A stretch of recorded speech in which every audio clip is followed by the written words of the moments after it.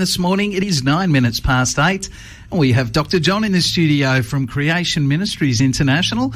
And, of course, Dr. John will be talking to us about anything from aliens to UFOs to dinosaurs to evolution, creation, and answering your questions. Just send them through to our text line 0401 949 949. Good morning, Dr. John. Yeah, good morning, Mick. It's great to see you again. And Dr. John, we've had a bit of media over the last few weeks, actually, in regards to aliens. Now, I've got to ask you first, have you ever heard of a moon pillar? Of a moon pillar? No. No, I was down in the snow a few years ago, and I was with a bunch of mates, so lots of witnesses, and we were looking around, and all of a sudden, every light that you could see, instead of spreading its light outwards, just started going straight up into the sky. And then all of a sudden we saw a car coming down the road. We were at Smiggins Holes. And he was coming down from Perisher, and his two headlights, instead of spraying out onto the road in front of him, they went straight up into the sky. And every light went up about probably 150 metres. I mean, I couldn't measure it. We're just sort of roughing that. And then it looked like a wine glass at the top. It sort of came out with this weird triangular shape. And, I mean, it was pretty exciting for us because we'd never seen anything like this before, and we were all sort of scratching our head like, what's going on? And we did research it and found out later that a particular type of crystal that could have come out of the snow guns, it was actually falling in a certain way that all the light hit the prism and just gets reflected straight upwards.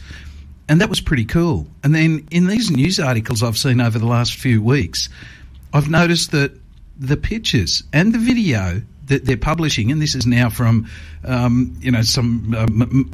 guess it's from the Army and Navy and Air Force and those sort of guys, it's coming out with the same colour image in the sky, as in it's like this glowing, I don't know, just a glowing thing. And I just wonder, is there a chance it's some weird sort of icy phenomena from a light, or it's weird, yet all these guys aren't saying that. In fact, they're even changed the name of UFO to something else. But they do some weird things in the sky. Yeah, well, look, Mick, it's very interesting that you mentioned that, because there was an article on the Creation Ministries website only in the last week or so about how descriptions of UFOs and so on seem to be changing. And I mean, UFOs are now being called UAPs, yes, which means unidentified aerial phenomena. Yes, and that seems to be a subtle change, and perhaps it's because UFO has got some weirdo type connotation, whereas UAP sounds like maybe something new. But the article on the website was written by Gary Bates, who works in the Creation Ministries head office in the US. Now, Gary's an Australian, but he's made a lifelong study of UFOs and interviewed thousands of people about the experiences that they've had. And he's written one of our most popular books called Alien Intrusion. And he directed a film of the same name, which many of our listeners will have seen. Was released here about a year and a half ago or thereabouts. You might have seen it yourself. I did. It was awesome. Yeah. Well, he's observed that, he believes that many people have had real experiences, and there's nothing that you can say to deny what they've experienced. You know, some people have said they've been abducted, they've been taken into alien craft and seen the interior of the flying saucer or whatever it happened to be. And these experiences do seem to be real. The only thing is, our belief would be that their interpretation of the experiences are not quite as real as they think. The experiences are real, but to interpret it as being visitors from another planet or a star far, far away or whatever in another galaxy, that's probably not correct. because really, physically, it is impossible for you to travel those distances. You know, we believe that there just isn't the time, because you cannot travel at anything like the speed of light. Even the spacecraft that we send up travel at a very, very fast rate, and it still takes them months and years to get even to the close or outer regions of our solar system, which is, you know, very, very small when you consider the size of the universe. So we don't believe that it's physically possible for you to do that. And I mean, if you think about what was said by President Trump with the development of the COVID vaccines, he introduced Operation Warp Speed. Well, Warp Speed comes from the Star Wars type series, and supposedly you could flick a switch and go into warp speed, which meant you got into a different time warp or something like that. Well, unfortunately, warp speed really is science fiction. It's not something that's a reality. So we probably have to say, you know, the physical capabilities of travelling those distances is just not there. So, but anyway, look, we'll explore it a little bit more when we come back. Awesome. It is 8:15. You're on 94.9. We're with Dr. John from Creation Ministries International, talking about alien. 94.9. It's 19 minutes past 8, and I'm in the studio with Dr. John this morning from Creation Ministries International. He's been talking to us about aliens. Oh, do you have any questions for him? Just send them through. SMS them to 0401 949 949. And, of course, there's answers to lots of questions on the creation.com site. But we'd love to hear your questions. If you have a question, I'm sure a lot of people would like to hear the answer. So send them through, 0401 949 949. Now, Dr. John, we're talking about aliens. They've been in the media a lot lately, and, of course, lots of people have seen them. People have seen stuff in the sky. Well, not necessarily aliens. They've seen what we used to call UFOs, and now they've got another name as well. Yeah, well, that's the UAPs, unidentified aerial phenomena. And but we were talking about the apparently real experiences that people have had with their encounters. And the reason why we don't believe they're out of, they are extraterrestrial in one sense, because they're outside of Earth. Yep. But we believe that they are actually spiritual encounters, and that they're demonic beings.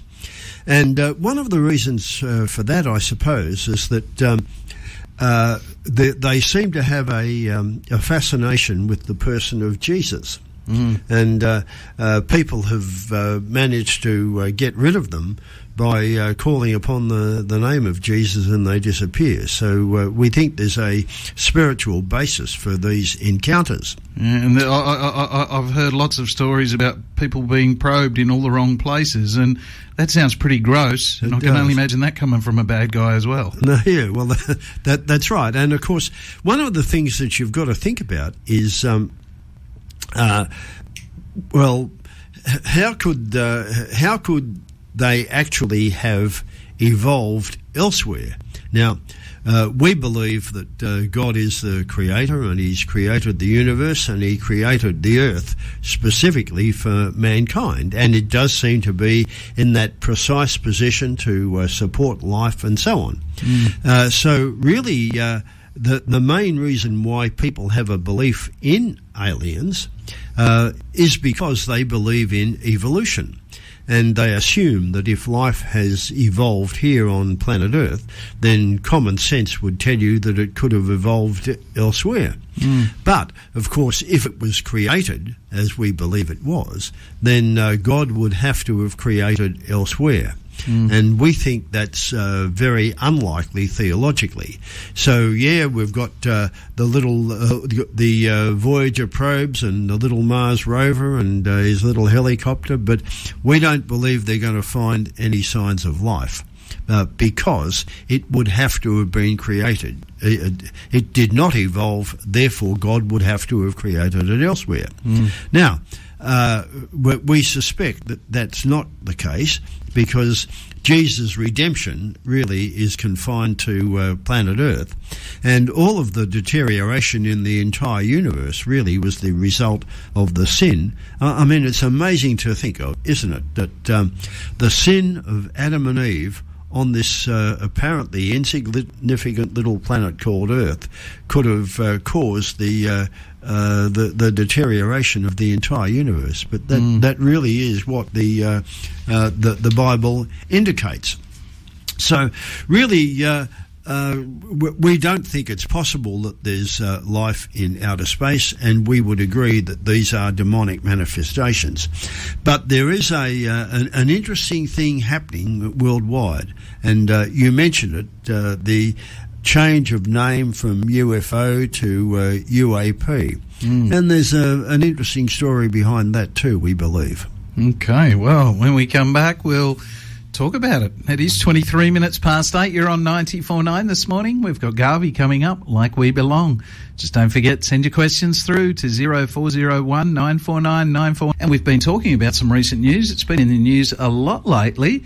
Things like UFOs, which they've changed their name now to UAPs, or at least that's what the US Navy, I think, started calling them. And Dr. John, we had a question come in while you were speaking before. It said, hi, Dr. John, when you say signs of life, what definition do you give to life? Yeah, look, I think that's a question that we should deal with right now, Mick, because we've mentioned the demonic apparitions that we believe people have experienced with the so-called alien encounters.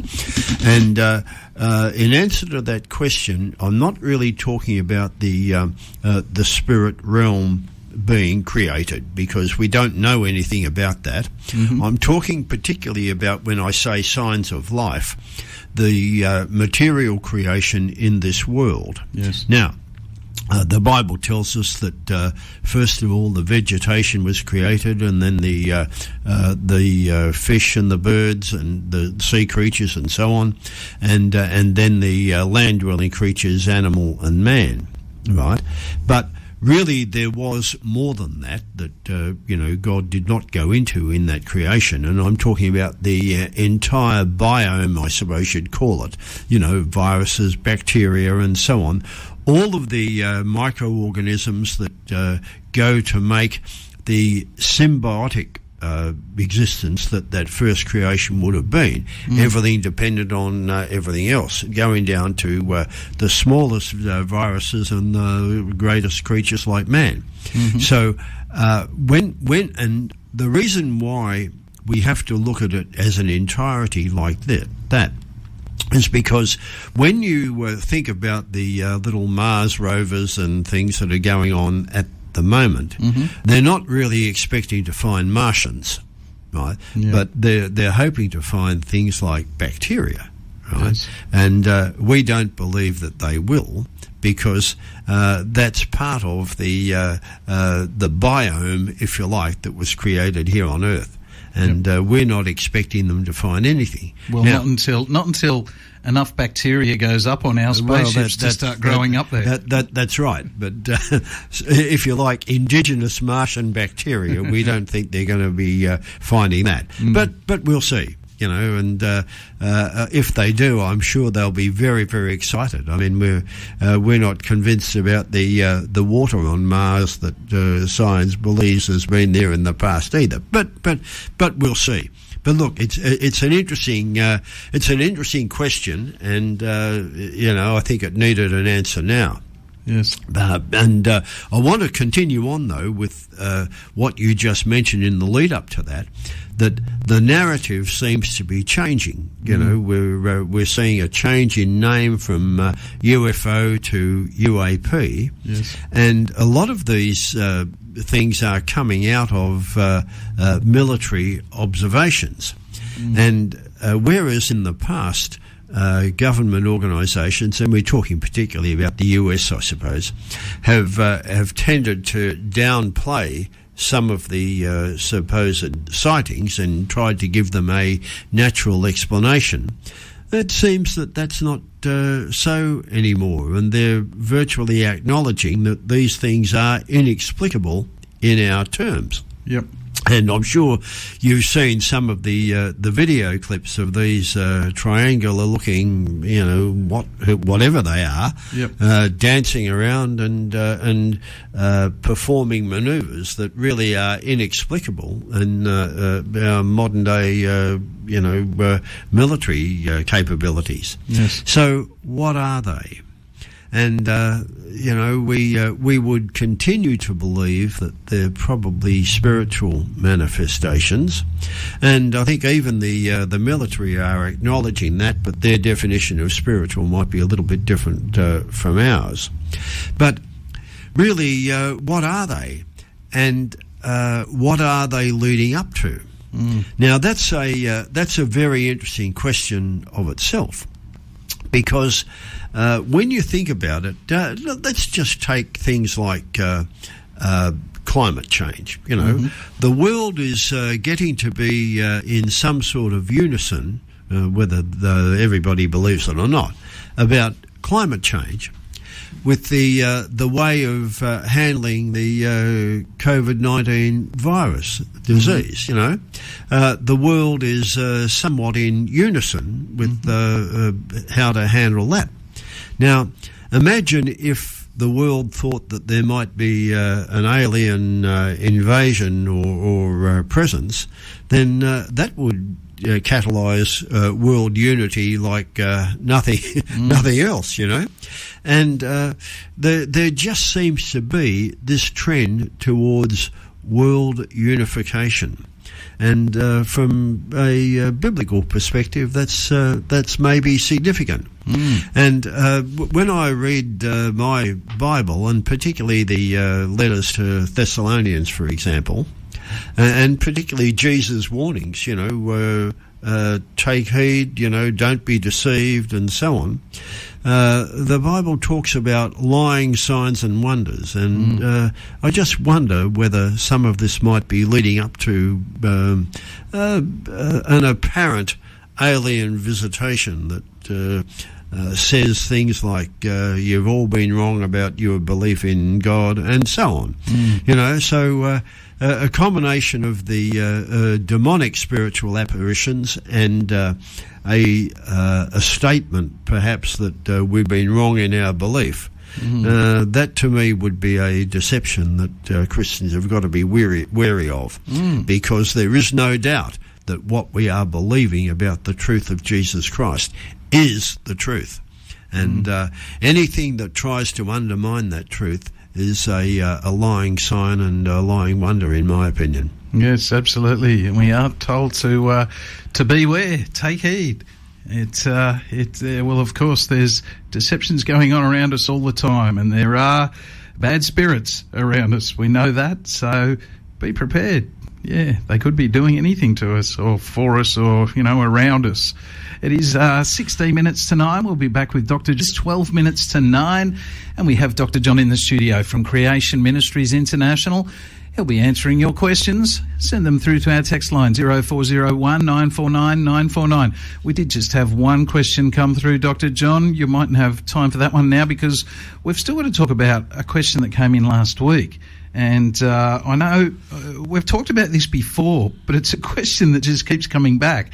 And that was, how old is the Earth? So, yes, we will be talking a bit more about aliens next week with these questions that are coming in now. But when it comes to how old is the Earth, you didn't explain it, I guess, well enough for everybody, because there's still people scratching their head.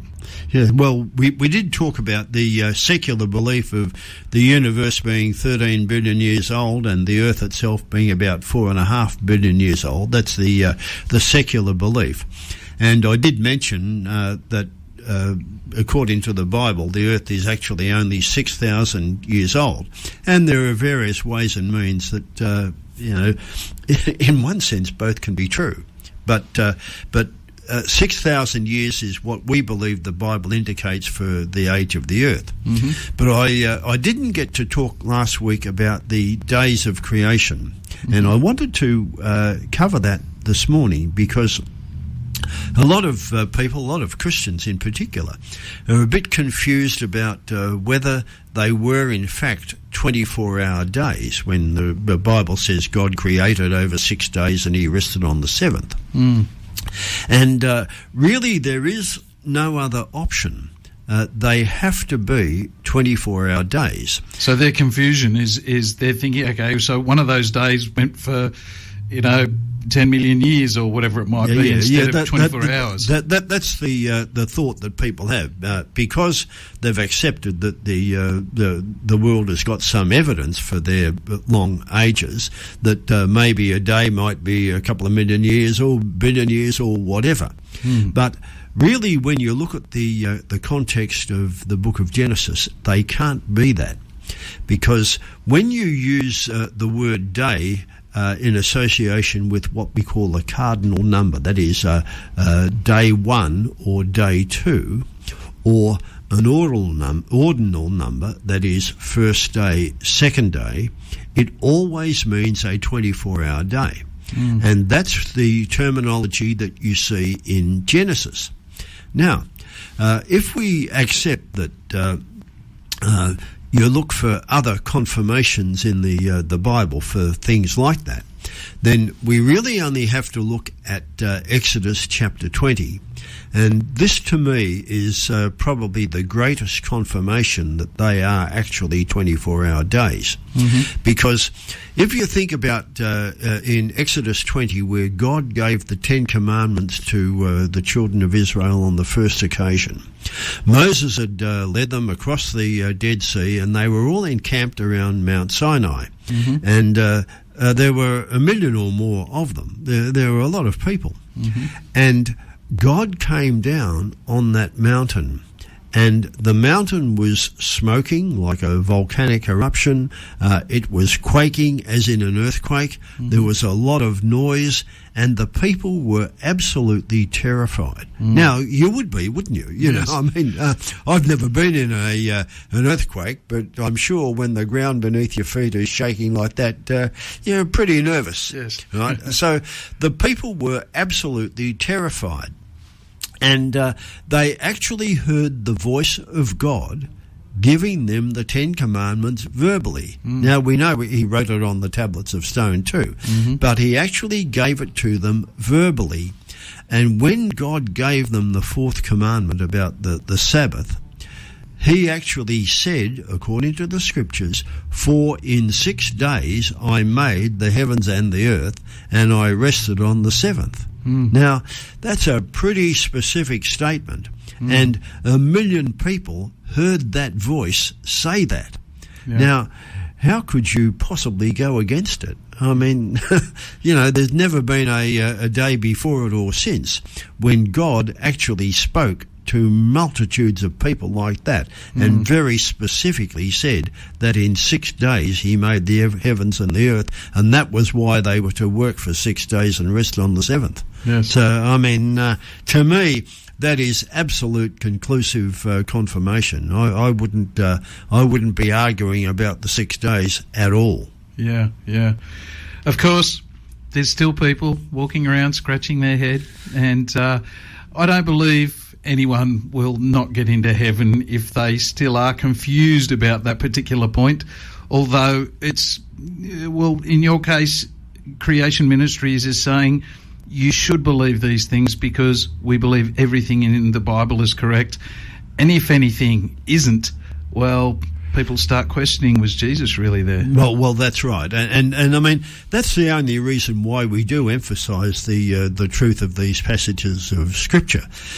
We know that whether people believe some of them or not, that their salvation doesn't depend on that, but it does. Our salvation for everybody depends on our belief in the Jesus event, what that meant and what that's done for us, and so it's sometimes hard to believe everything if you have doubts about one part. Yeah, so and that's what we exist for, to demonstrate that there is evidence for all of these other passages in Scripture which only point to the truth of the Jesus event. I mean, let's face it, it's pretty hard to believe that a guy died on a cross, got buried, and came back to life 3 days later. That doesn't commonly happen. Yes. You know, but when you see that everything else in the Bible is true as well, it lends a lot of credibility to the story of Jesus' life, his death, and his resurrection. And that's the event in the Bible that we really must have faith in for our salvation. Absolutely, absolutely. Well, another week. Thank you, Dr. John. We could continue. Are you here next week? Yes, I'll be here next week, Mick. Sensational. And, of course, we've got some more questions that have come in, and we'll be answering those. It looks like there'll be a few more questions on aliens next week. That sounds exciting, doesn't it? So if you do have any questions and you'd like to maybe throw them in, maybe some alien questions for next week to add to these, 0401 949 949. That is our text line. Send your questions through 0401 949 949. Thank you so much, Dr. John. That was an awesome week. Yeah, and we'll see you again next week, Mick. Awesome. It is